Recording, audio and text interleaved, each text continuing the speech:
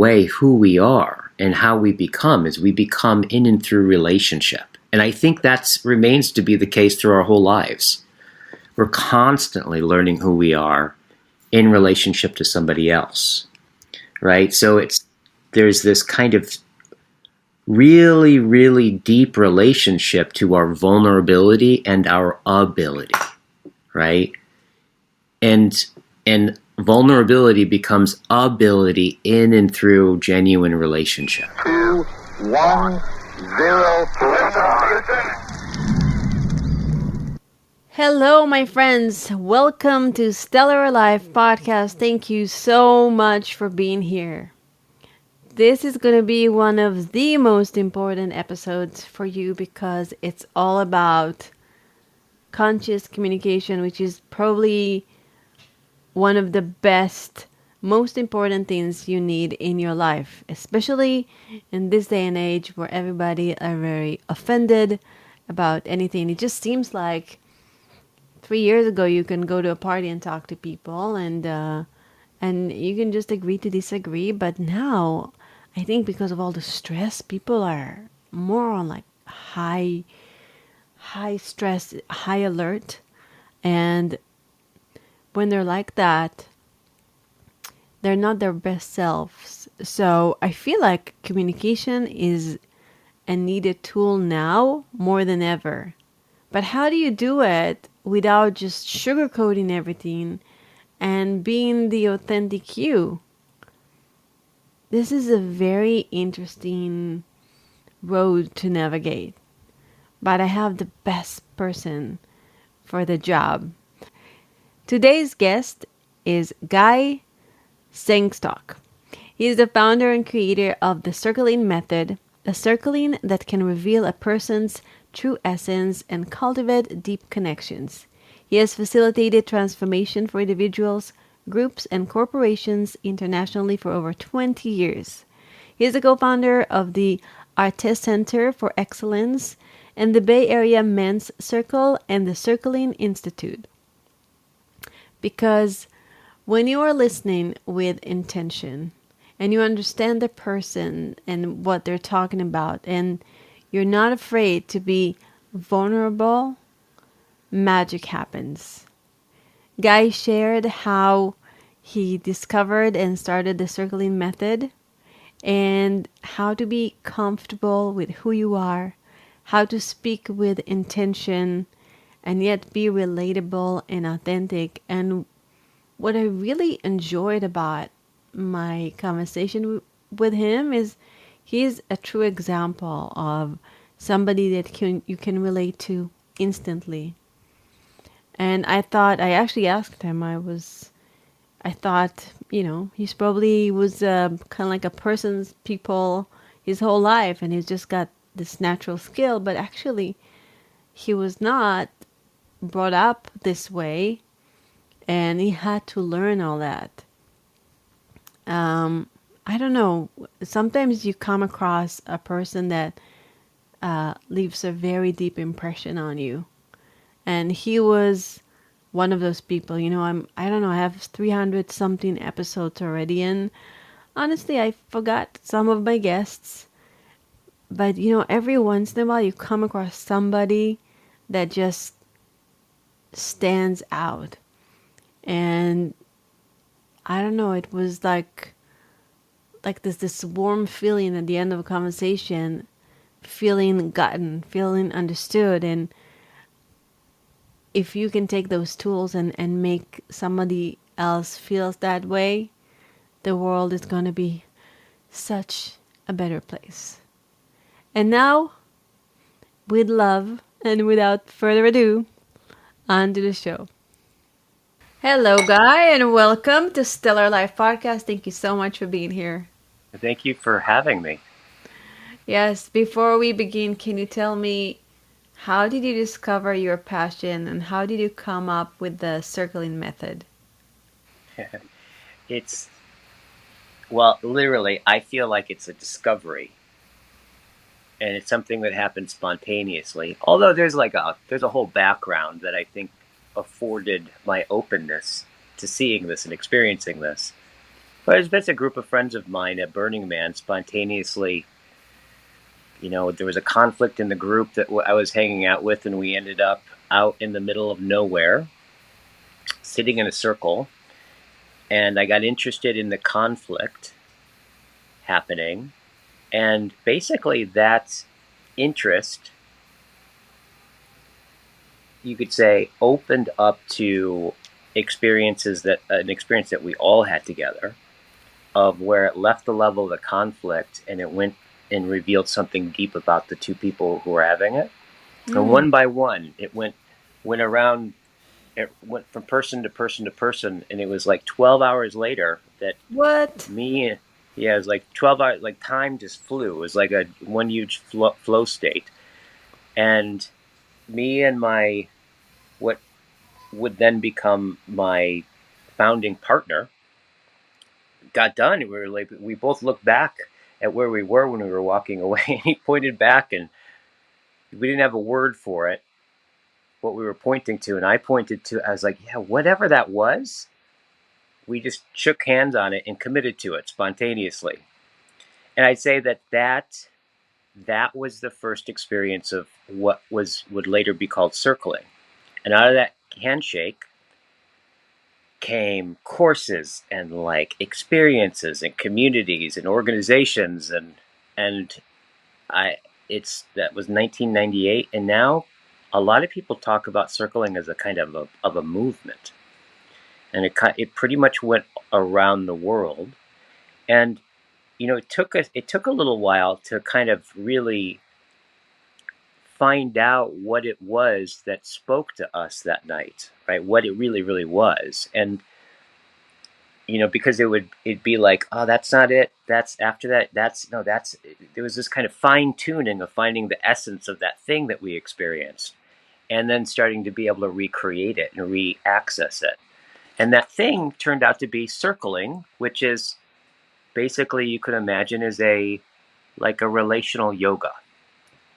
It's like a meditative, intersubjective experience of relationship.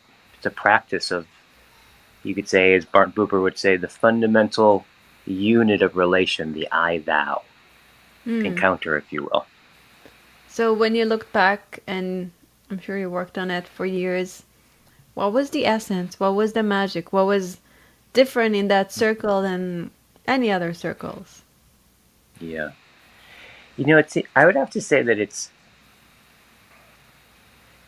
a way. I would say that it showed that there's a way that we can relate to each other that can reveal something beyond ourselves, and that's such that the relationship can actually reveal something about that person that's beyond what they even know or understand.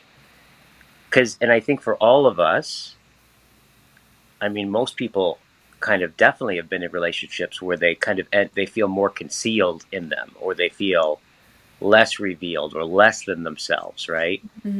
And I think the thing that we really found out is that there's ways to relate with one another such that that relationship can be a vehicle to reveal something like emergent truths about each other and about yourself that's beyond what you could previously have known without, just by yourself.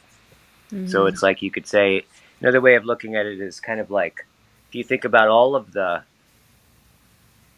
relationships in which you felt transformed by, right? Think about all the conversations, profound conversations, whether or not they were personally profound or like philosophically insightful and profound, that were transformative to you. If you just like found the through line through all of those interactions and relationships, and then made that into a series of asanas that you get together and you practice sitting in those asanas, because it's relationship, they're not like physical postures, but they're more like places to come from in communication and listening, right? In ways of being present. Can you give me an And example it's of one asana or two? yeah, it would be something like, it would be something like, oh, what we talk about, like being sovereign, right? So it would be something like owning your own experience. So like, it's like, I would say something like, well, being with you right now, I'm noticing like you're leaning forward and you're moving your eyes up and down. That's what I'm noticing. Mm-hmm. And I can say, and I'm imagining, now this is where I kind of disclose myself and my own interpretation, that you're interested and something's speaking to you, but you're not quite sure. I'm imagining exactly, if you know exactly what I'm saying, but you're intrigued, and I'm here, and then I'm feeling like an openness and an excitement to hear you, like to share with you and to hear what you're hearing. Oh, cool. Yeah, Yeah, you're spot on. yeah, right on. Yeah. So it's kind of like in that, for example, it's it's a way of relating to each other such that we know it's because I would say most conversations that people have Mm-hmm. when they communicate, a lot of times they're communicating with like a unconscious, well, and sometimes conscious, right, intention to control, Mm. right. I think most people don't notice that what they're doing when they talk to somebody is trying to, on some level, control or manipulate, right, or or make sure that there's a way that you think that I think that you're thinking about me, Mm. right?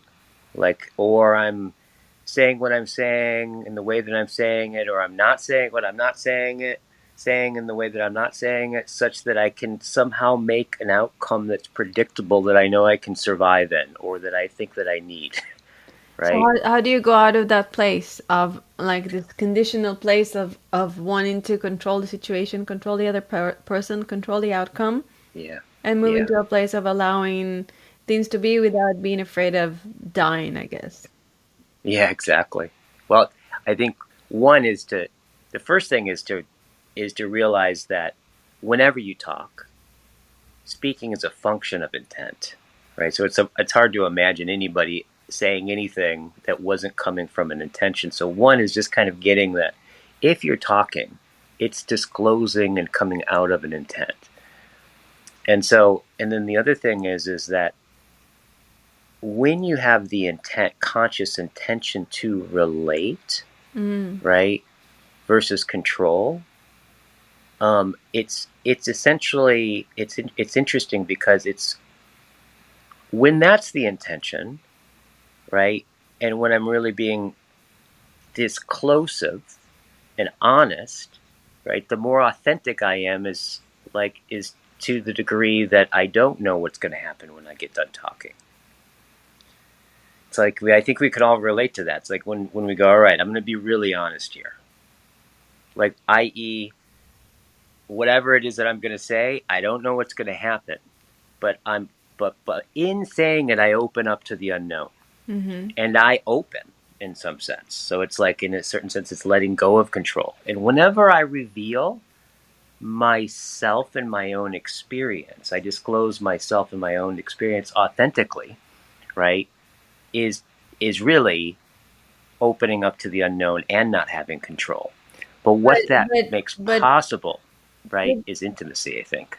with the intention to control, there is a certain level of control because you have an intention. Yeah. With the intention to relate, there is a certain level of control, even with the intention of relating to Yeah. someone. So Yeah. how do you get out of that trap? Well, I did. Well, Like I think I mean, I I'm think there's a intending to be paradox. There's genuine, a but paradox there, yeah, right? I know I'm intending to be genuine, but am I really? Well, that's the whole thing, isn't it? I mean, that's the whole thing about why it's a practice. Hmm. Because I think that most of the time we have so many different, like, unconscious agendas that we don't know about, right? And so on one level, it's kind of like this is where I think intimacy and relationship can be an ongoing spiritual practice in a sense, precisely because when I'm I think I want to be close to you, but truthfully, I just don't want you to leave because I'm, or something like that, right? Or I think I want to tell you what I want, but like I really want to please you instead, Mm, or something like that, right? And so a lot of those kinds of intentions could get, can end up hijacking because they're unconscious, like what you end up saying. So that's what makes it a practice, right? right. What are some levels of the practice from beginner to advanced? Yeah. So it took a while to kind of it took a while as in developing circling because it was so emergent, right? That it took a while to be able to start to abstract out the underlying premises and stages of circling. Mm, But I would say about it took about 5 6 years before we were able to like discern exactly kind of what was happening and the mm, underlying logic of it. And and essentially the way that we talk about it is circling has 7 stages to it, yeah. um, or I'd say 7 facets. And the first stage is what we call sovereignty, right? Sovereignty is all about owning your own experience. It's all about being self-aware, like being able to distinguish between like projections, right? And and and and my own experience, being able to like know what I feel, being able to know what I want, right? To be able to own my own experience and disclose my own experience. That's like sovereignty, I think which 99.9% of the population is in stage one. yes, I, totally. I think we are in a place where, and when I say we, I include myself. Probably not you. You're more into that practice, but I believe that we are so unaware of our awareness most of the time, and we are in Yeah, projection and trying to be a good boy or a good girl, yeah, yeah, and be loved and be liked. yeah, yeah, totally. I think the thing that you just said is right on point. It's there's so much there is so much of our people's relating, right, is unconscious, Yeah. right? Like it's unconscious. But at the same time it's really weird. It's like so much of relationship is inauthentic, right? Is idle talk and idle chatter, right? Or power trips, or as you're talking about, like I don't notice that I'm not relating to you as a thou, as an end in yourself, but I'm relating to you as a means to my own ends for approval Mm-hmm. or acceptance or security or something like that, right? So sovereignty is really about coming back home to home base, right? And owning your own experience as your experience And how do in you do that? relationship with somebody else. Yeah, how do you do it, for example? If right now I want to own my experience, Yeah, totally, what totally. do I do? I don't Well, know if I own it or not. I'm so confused. totally. So it's kind of it'd be like what you do is there's just a few distinctions with that. Like one is really uncollapsing what you're noticing with your attention from what you make it mean, Hmm. right? So a lot of times I would say what that isn't, and what a lot of times thinks, like when people say, so what's going on right now in the relationship, and they'll say like, well, it's obvious she is just trying to like dominate and control me, and she doesn't see me at all, right? Now, that's not actually disclosing my own experience, Right. but I said it like I was. So if I were to say it, if I were to start to begin to own my experience from that one, I could say, huh, I'm noticing, right, when she said X, Y, and Z, and she looked down, and through the tone of her voice, I imagined, right, that she was angry at me and was trying to control me, and I felt, right, I felt scared, and then there was a level of anger, and I wanted to project on you or blame you, but underneath it, what I really want is I want to feel closer to you. Wow, that's deep. Like Yeah. I do it in real life. Like when stuff happen, at that moment you're like, it's your fault. I don't. It Yeah. takes a lot to get yourself to a place where like, what am I Totally. missing? And what is he doing with his eyes? And Yeah. how does it make me feel? And what is underneath that feeling that is underneath that feeling? It's Absolutely. quite difficult Absolutely. to do, isn't it? Yeah. And in what's interesting is that if you can start to get these distinctions and you can practice them and you get the communication pattern, like saying what I'm noticing and then what I'm imagining. That's where it all starts, right? Is Right. uncollapsing what what my attention sees from what I make it mean. So Hmm. when I do that and I share with you like what I'm imagining, you looking up and to the left and in that tone of voice, what that what I imagine you were doing, then I'm not actually I may or may not be speaking anything going on with you. I'm actually the meaning that I prescribe is I'm disclosing myself there. I'm disclosing what I imagined about it, right? Right. And just making that distinction and practicing making that distinction, right, affords us such that when we're in a less resourceful place, right, when you're in a relationship and you get triggered and you're like, your blood comes rushing up, right, and you don't have access to that kind of resourcefulness, Yeah. but you have those distinctions, you can kind of slow down a little bit and then Right. walk your way into disclosing your experience, Yeah. right? Yeah. And having those distinctions, you can start to bring more consciousness to it. Right. In the Yeah, Talmud, they say we don't see the world as it is, but as we are. yeah, And yes, and it is like the world is a reflection. It's an illusion of our triggers and our hmm, values and our fantasies.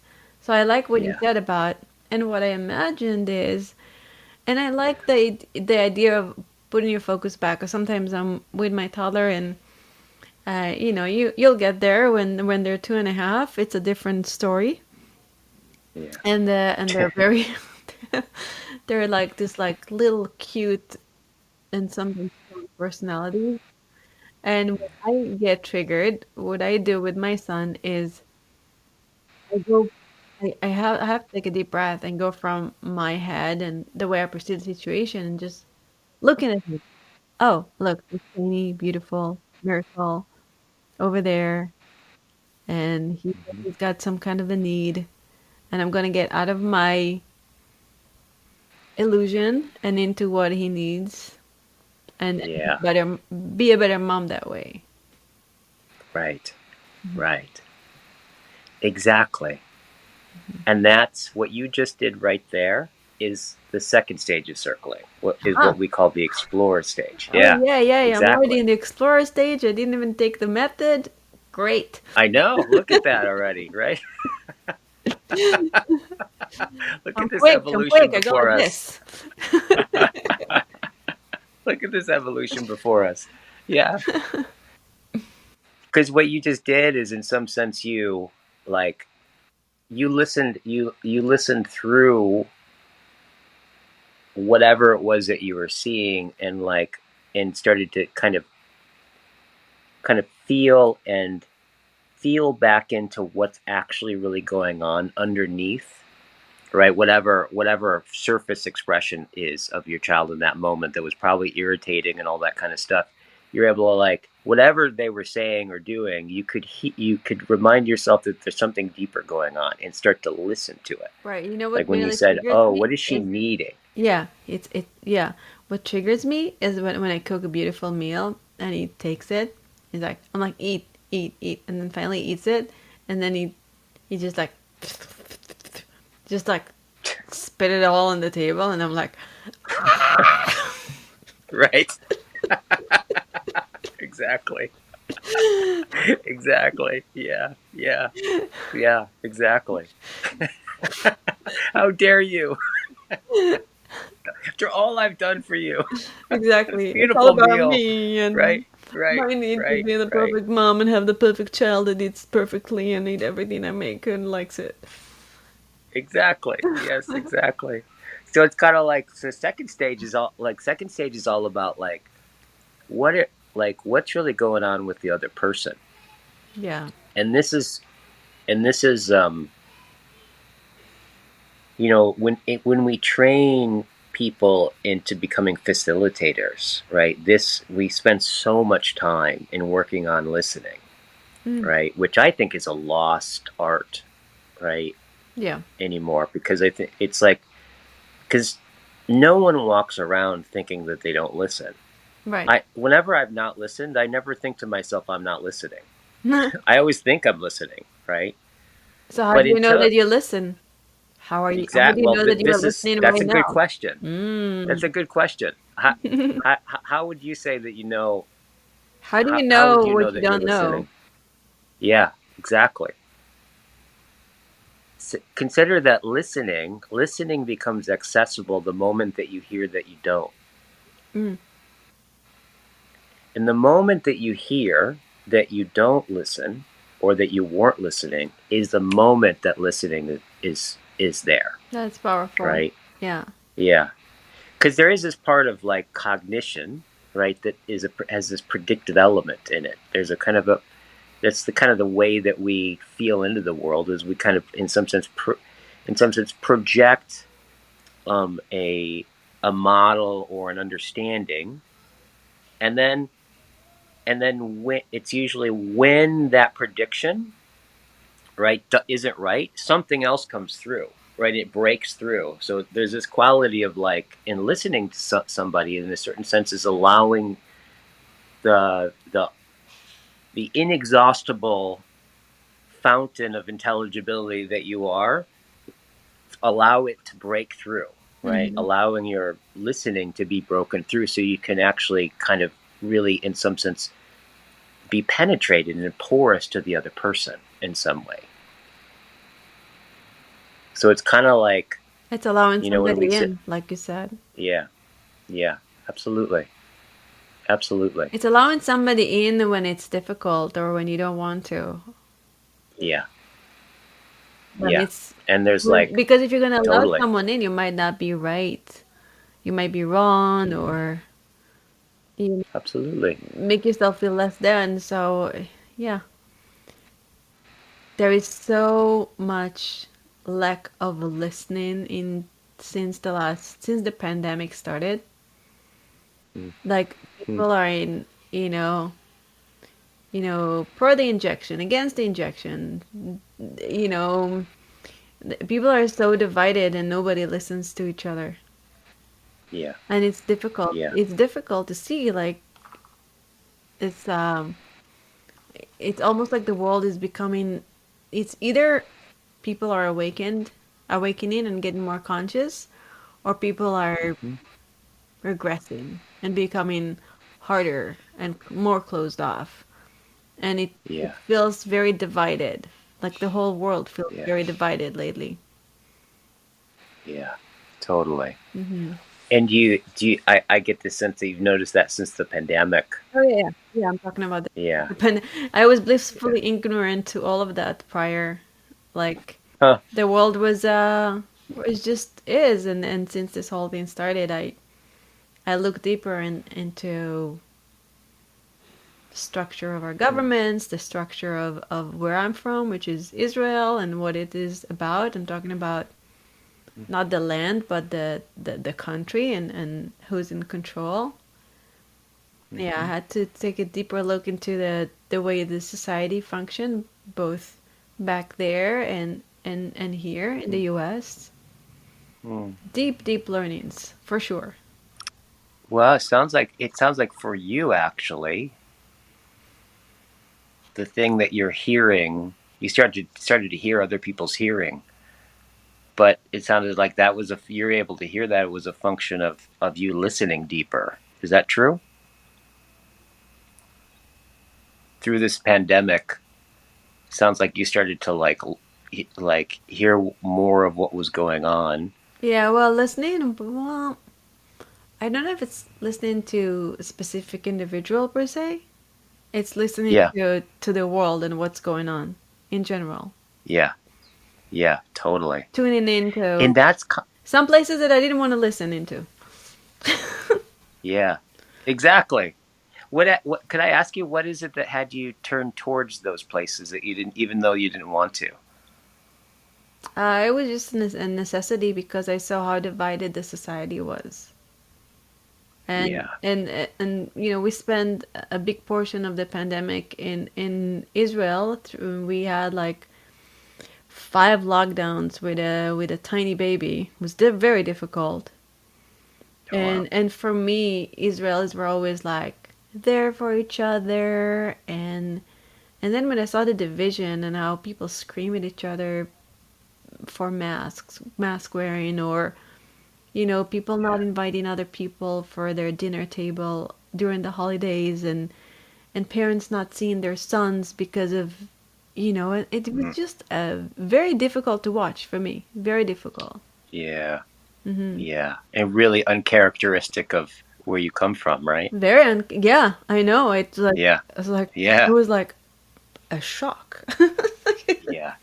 I've been really a number. I have a bunch of friends who are from Israel, and like Mm. that's and I noticed that about them is that their relational breadth of capacity is very inclusive, gregariously so, Yeah, right? very Always inclusive. inviting us over and like, let's, what do you want to eat? And come More on in. And people, like and let's this, open the table, yeah, and the more the merrier, and we're here for each other. And all of a sudden I was right. there, and everything that I thought I knew looked Yep. different. My reality, my Yeah. hallucination of my reality, or the new hallucination of the reality, is very different than what I remembered.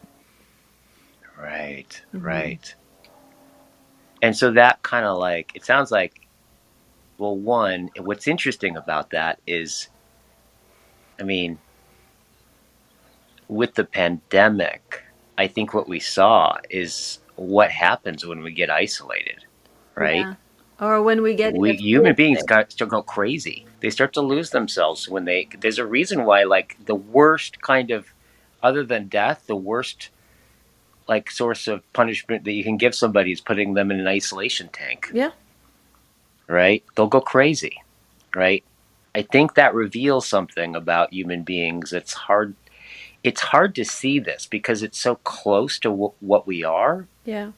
And it's But you really kind of get this yeah. when you have kids. Like I'll never forget when just not is this not just a few months ago.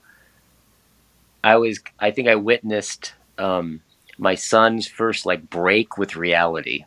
Right? He's because you know how they are when they're like really young. Like they go from being an amoeba to one day they can roll over. Right? So I'm in the kitchen to get him a bottle, and um, I hear this screaming, and then boom, and he rolled over off the couch, right, and landed right on his face, and then silence. And I'm like, oh, and I run out, and he's just kind of getting up, looking around, kind of freaked out, and then he starts wailing. And Aw. he was fine. He just got really scared. Many of us have been through some stressful times in the last couple of years. I know I have, and I am very grateful for my coaches and for the hypnotherapy sessions that I took that helped me, and I want to extend this to you as well. If you want to feel unstuck, break through some limiting beliefs, maybe you want to lose weight or attract the love of your life, maybe you just want to step into your power, then do yourself a favor and book an RTT session with me.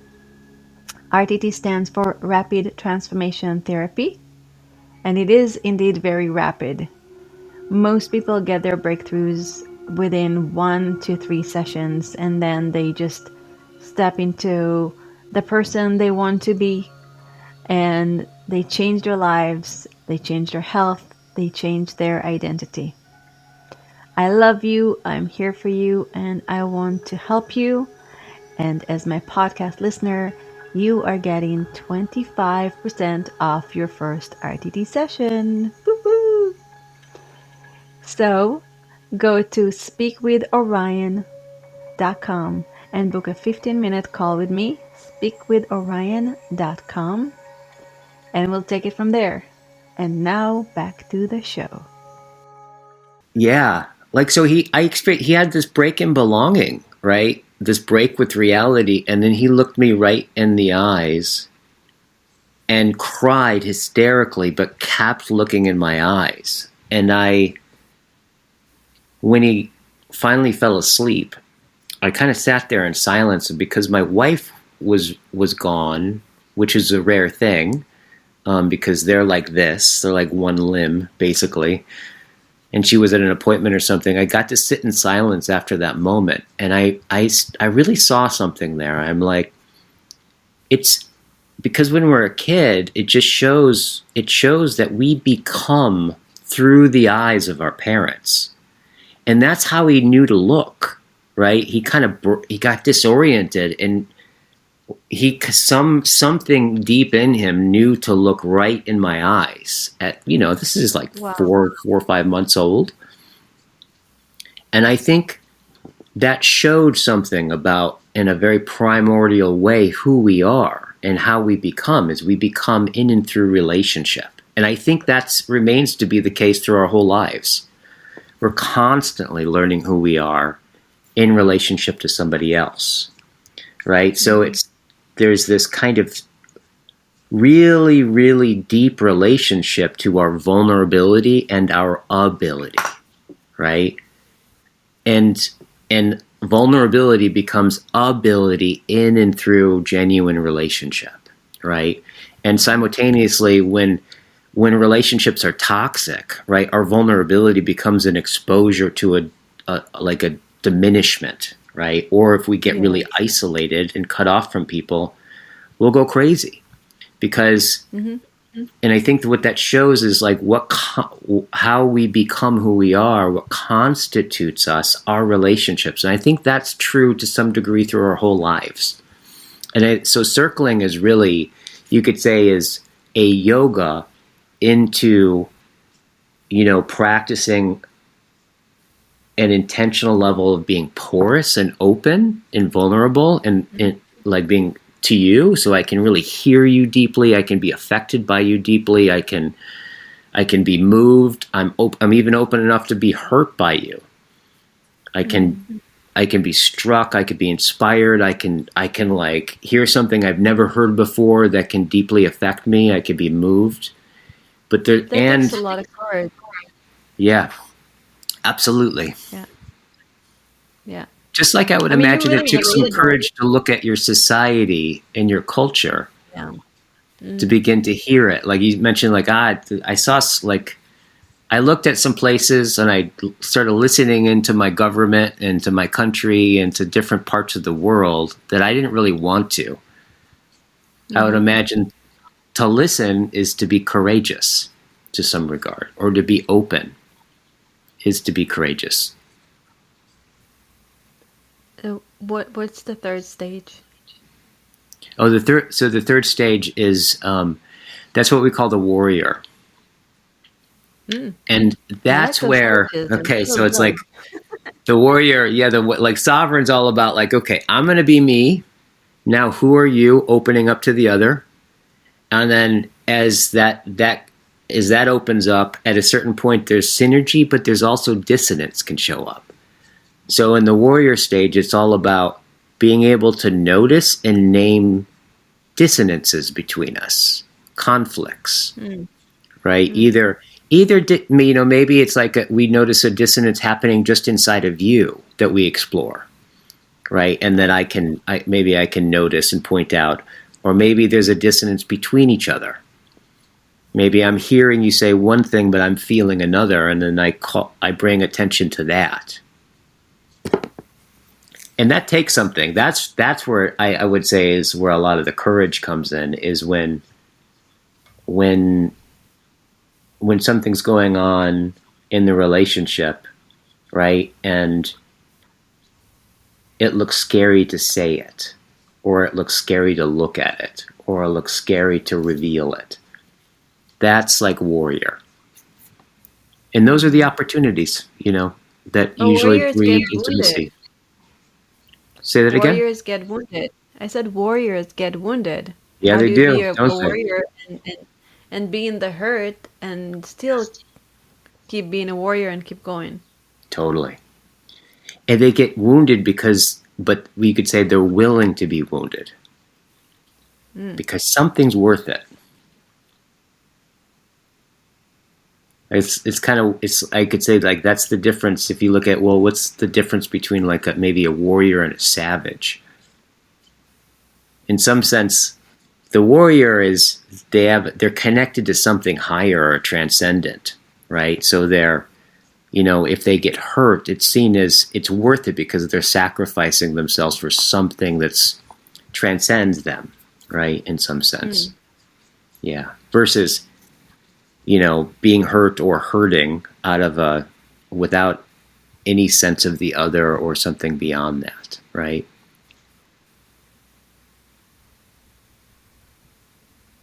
What comes after the warrior? Because it seems like you can't stay in that place for too long. Yeah, totally. Well, this is where it's like that's the next level of owning your own experience, right? Like it's kind of like and this is one of the things that social media, right? Because there's so much toxic stuff that happens on social media, right? On Twitter. Well, Elon Musk just bought a big portion of Twitter, so it might have less censorship or not, because I think Twitter has increased the stocks is increased in like I think he made 1 billion already just since he bought the stocks. So it's either he's gonna like set Twitter free or this was just a money making thing in the name of freedom. I don't know, but it's interesting. Yeah, censorship. Yeah, that is really interesting. Another thing I listened into, I was like, oh, we're free. We live in the land of the free and the brave, and it's free, and there is a constitution. Actually, you can't say this, you can't say that. You get deplatformed because we think you should not be there. It's like there is. Again, listening into like what is was very, very difficult. But you were talking about censorship, so continue. Yeah, well, I think it's kind of like when people are so toxic with each other, right? Where they just go off and rail on each other.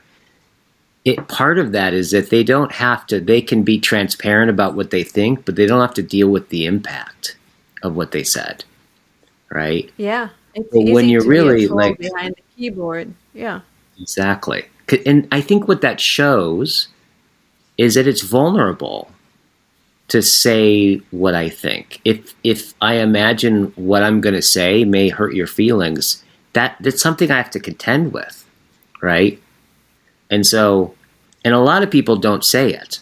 They don't say the thing that's scary to say. But if you don't reveal the truth of what's going on for you, right, in relationship with each other, then there's really not a relationship. There's some part of me that's withheld, right? Because when I withhold anything from me, I withhold from the relationship, and then the relationship becomes something other than something I'm all in with, right? and it seems like the structure is structured in a way that you cannot really relate and you cannot really say what you want because it's either other people are going to come and troll on you or Big Brother is going to come and be like, oh, you're saying something that I disagree with. You're not welcome anymore. And then you're in isolation from the platforms, which is like the biggest punishment of all. Yeah, totally. Mm-hmm. And it's so weird because it's like, it took me years to realize why circling ended up, I think, going all over the world. Well, I think it started in 1998, which is right at the beginning of the internet, right? For all intents and purposes. And if you go back far enough before the internet, before the answering machine, if you wanted to exchange information with anybody, you had to at least talk on the phone, right? Life itself necessitated so much face-to-face interaction or voice-to-voice or at least on the phone. I know. Right? Yeah. it I was just remember I it's remember part of as life. a child we were outside playing all day long with the neighborhood kids. Yep. And now kids are just like in front of screens and in this Yeah. like fantasy world and video game world and a lot of them feel very, very isolated. Totally. I've done I mean, some. how do you see the world is like where's like the world like I have a small child, you have a small child. What do you think the world is going to be like for them? Like how can we build a better world for them? Well, I think it all starts with home first, right? I think that's what people that's why I think circling spread is because it just happened to be a practice that was about tolerating in an intense way this fun the all the things that come with relationship and making a yoga out of it. There was one point where reality, like life had enough relationship to it, right? Where that wouldn't even make sense. But with the internet, I think it started with the answering machine. Right? With the answering machine was the first time where you could exchange information and uncouple it from the face-to-face encounter. Right. And those face-to-face encounters are filled with ambiguity. Right? You could say something to me that you didn't mean that ends up revealing a truth about myself that could change my whole life. Right? It's like so much stuff could happen in a relationship. Relationships are terrifying, right? But they used to be you didn't have any choice. You had, even though they were terrifying, you had to learn how to relate with people, right? And deal with the anxiety and the awkwardness. And it's through those encounters that we become people, right? Yeah. So We you have have the better internet people. that comes along, and we completely uncollapse most of our interactions from relationship. And because Right. the nervous system is just going to move towards what's easiest, it's just going to move towards not the relationship, but just the exchange of information. You do that a few thousand times, you take out all the necessity out of life for relationship, and then we now have kids growing up that won't have a memory. We actually I think we have adults now that like don't have a memory before the internet. Mm-hmm. It's a very different world, right? And I don't think that we totally understand the consequences of that yet. But I can tell you this is Sam Vaknin came on. I think he's on YouTube. He's a psychologist, and he was talking about um, some of the recent statistics that he just got, which was that of all the people on the planet who are alive right now, if the trends keep going in the way that they are, 50% of the people alive right now will die alone. Oh, 50%. If you take all the trends with dating and relationships and whatever that they do to gather those stats, right? And stats aren't the final say so, but they definitely like point to something. how And many people die and alone today? what's that? How many people die alone today? I'm not sure. And I'm then you not said sure. 50%. Like, oh, you're not sure. Okay, Yeah, yeah. yeah. I'm That like, like I'm like, he said that yeah. by the time like all the people alive right now will die alone. 50% of them Yeah, will die alone. Yeah, from right now. yeah. I used to live in Japan, and that's such an isolated society. And in the Japanese trend toward, like, I don't think they're gonna have a lot of population left because they don't date, they don't Declining, marry. right? Like this, so Really it's declining. it's so sad. It's a beautiful culture too.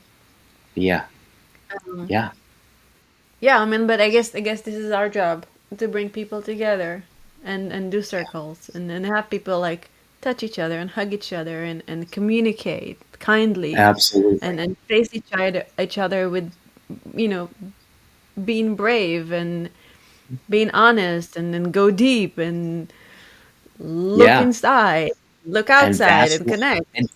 and that's why circling is here. That's exactly why circling is here. And it took me a while to understand why it's like the emergent is like an emergent thing. I'm starting to realize what people are responding to is because there's this if we're going to have relationship now, we have to do it proactively.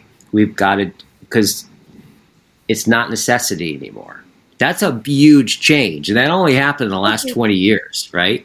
Yeah. Yeah. Okay. Okay. Is there a system to be proactive with your relationship? Because I noticed, okay, my husband, he's a Yep. genius, and he just like he is connected to thousands of people at once, and he keeps being like, it's so easy for him to send an email and hi, and we didn't speak, and he remembers a lot of the people in his life. Like me, I have like I don't remember a lot of the people I encountered.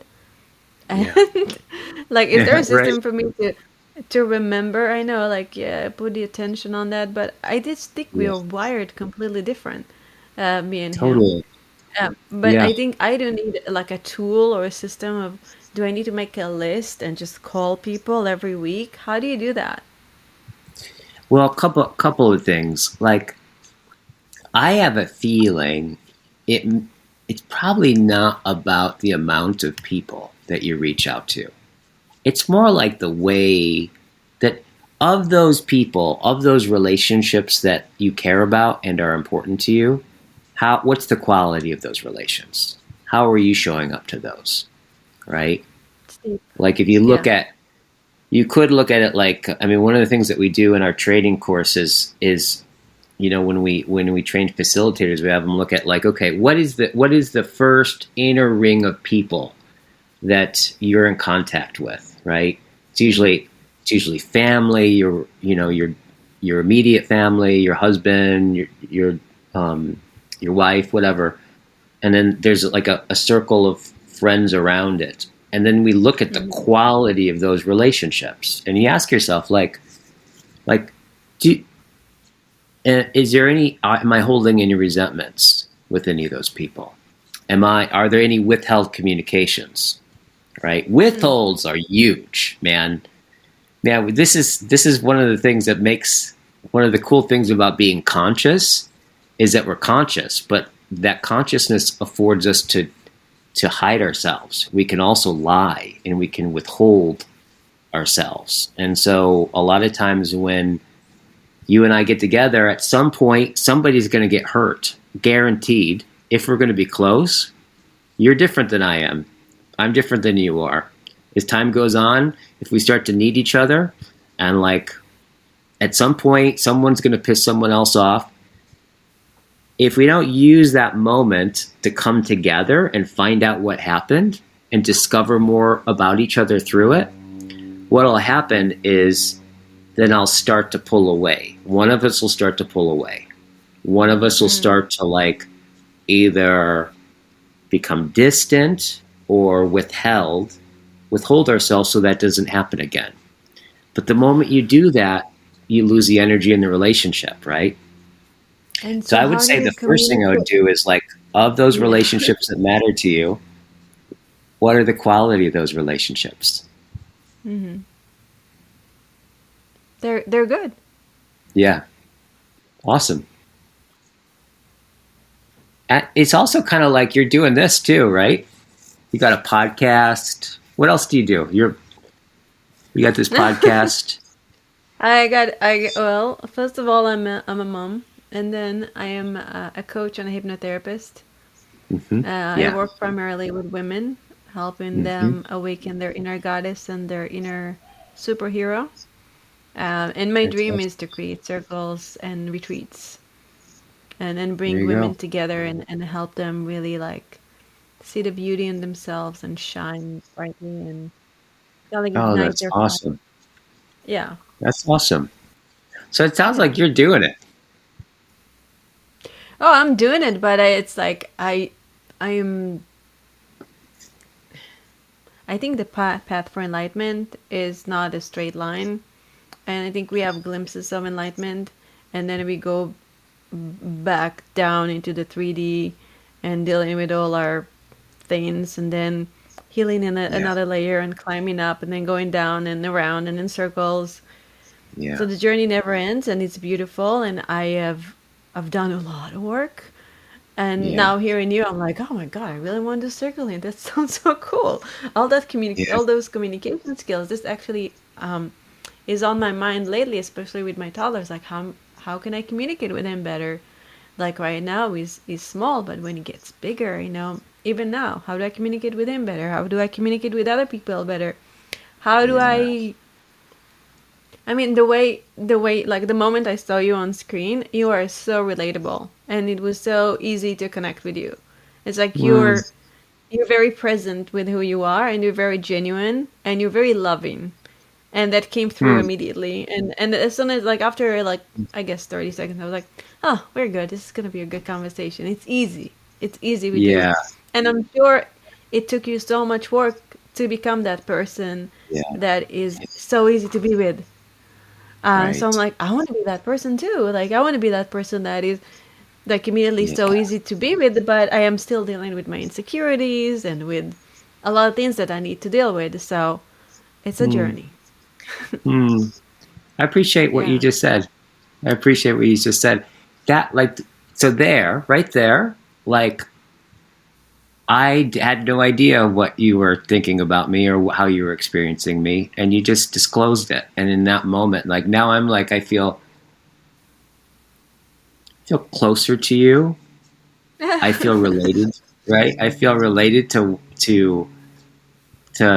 what's going on in the present moment, like what's happening between us. There's a little. What I found out is there's a little relationship happening with us right now. Yeah, I feel that too. Yeah, yeah, That's so yeah. cool. Totally Yeah. cool. And it's also when you were talking about your experience of me and how easy it was to how open and easy it was to be related, such that you're able to relax, right? So in the work that you're imagining the work that I've must have done on myself to kind of get like that, and it's true. Like I didn't really talk to people until I was like 10. Like I was Wow. yeah, I was like Wow. I'm naturally, I would say temperamentally, I'm more of an introvert, right? Temperamentally. Um and I come from an alcoholic family, and my dad was kind of a rager, and my mom was like really kind of smothering and all of that. They're amazing people, and there's a lot of addiction going on.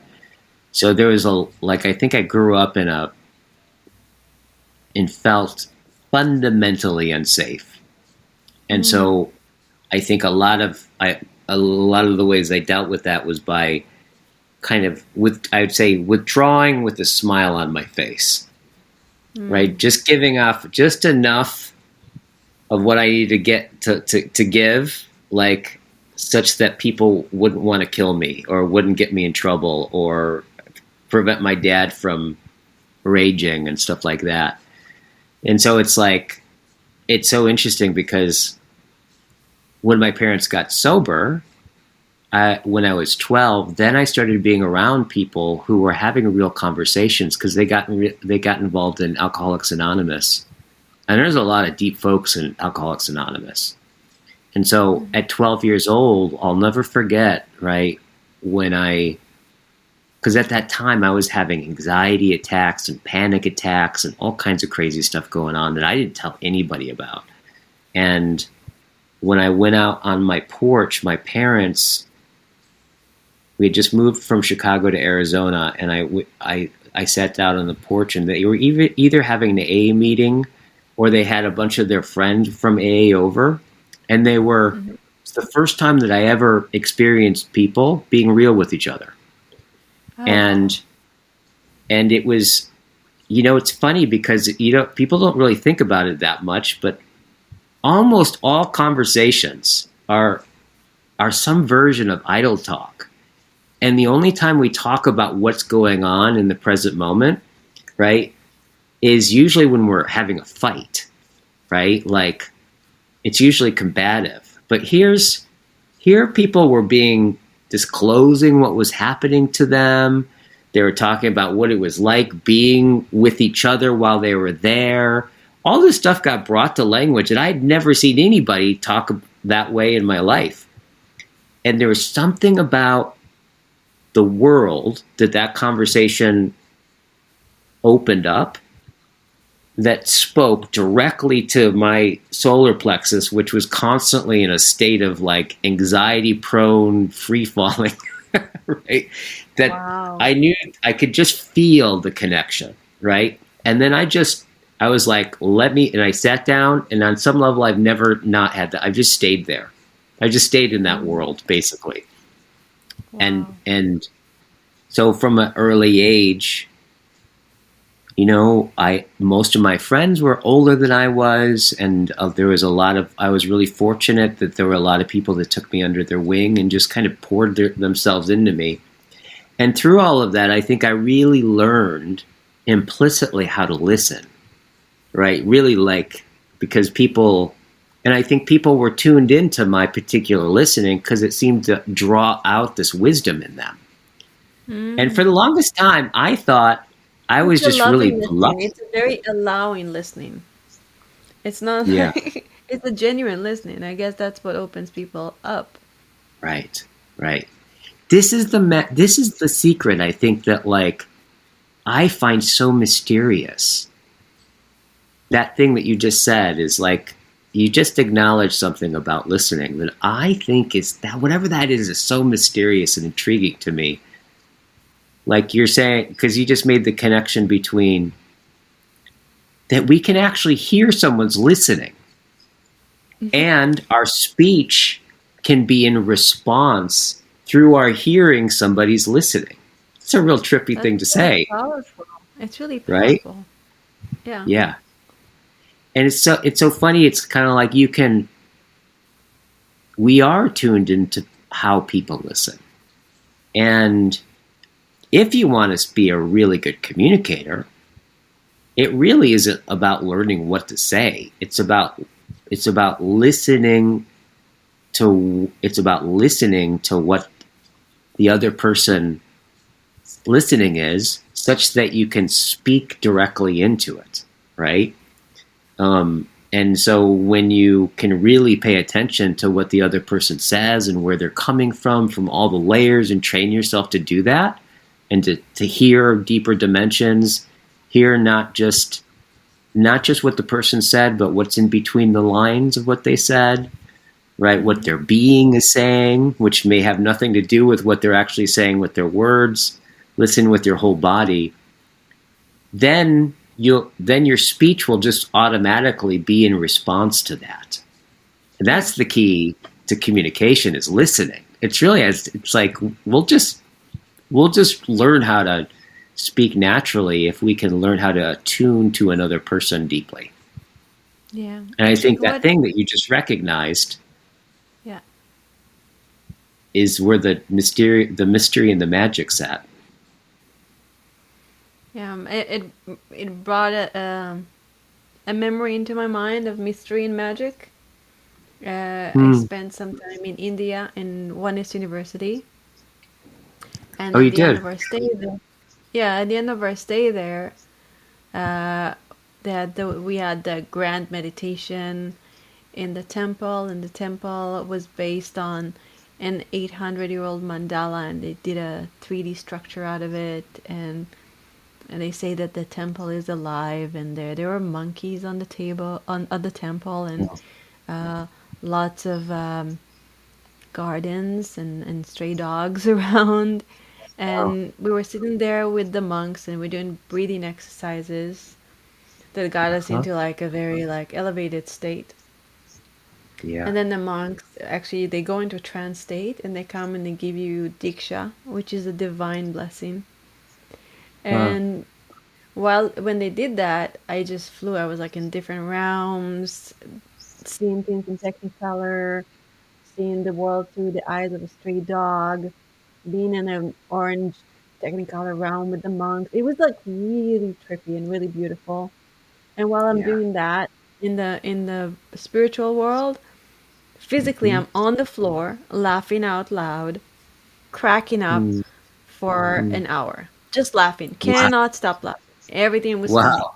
And people in the room are like, some are laughing, some are like crying, screaming. Everybody has their own experience. I'm on the floor Yeah. laughing, and then they and then the monk hit the gong, and boom, Wow. I was there. back in the reality, like nothing happened, but something did happen Wow. because when I came back to the States, something shifted in me because I was so scattered with my attention. And I was a personal trainer at the time. And with Mm-hmm. my client, like, I would listen, but not really listen. My eyes would go everywhere, and I wasn't able to like just be with people. And all of a sudden, when I came back, it was like the moment I coach or the moment I'm with somebody, it's almost like a shift in personality.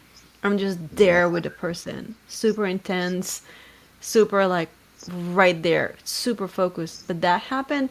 It was almost like a neurological thing that happened that Yeah. allowed me to be that way. Wow. Wow. That's a genuine. That sounds like a genuine transformation. It was an incredible transformation. Holy Yeah, cow! incredible. So I'm thinking And it's maybe some people can do that through, I don't know, ceremony or some spiritual experiences to yeah, improve their listening. But for me, it was a gift. I wasn't expecting to get that. totally, yeah. And it's not. It sounds like you found out the impact it had on you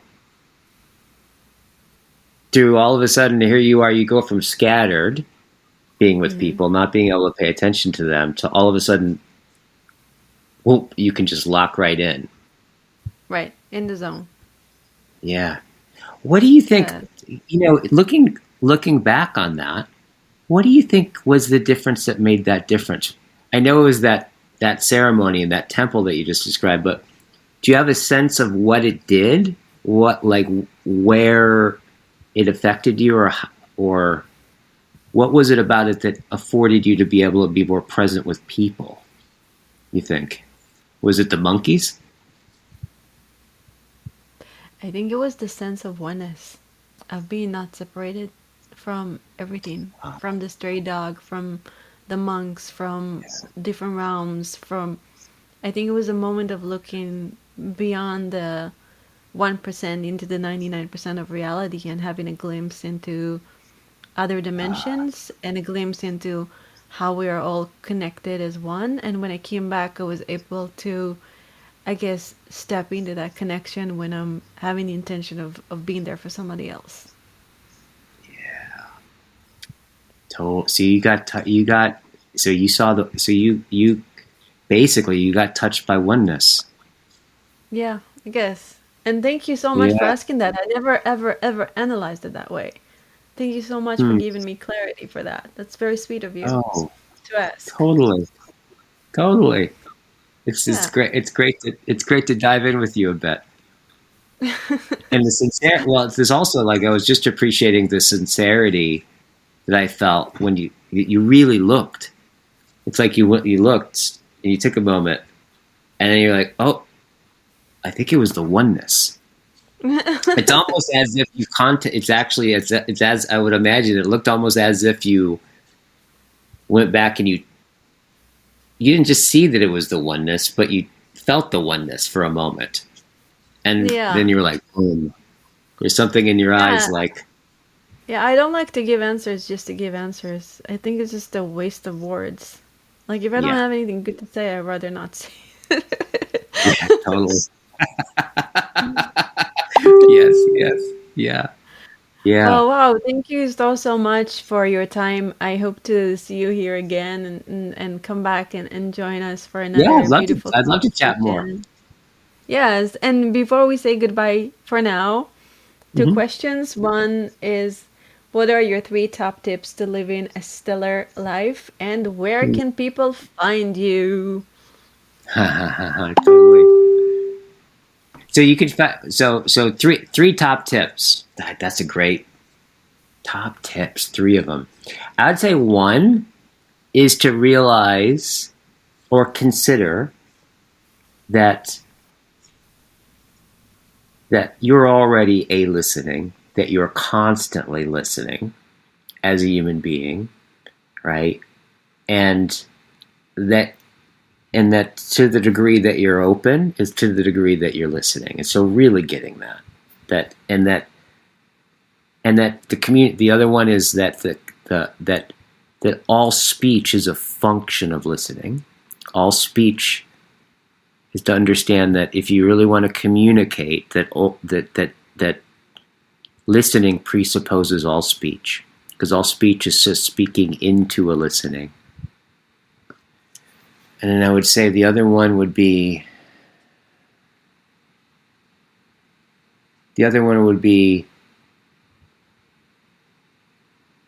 like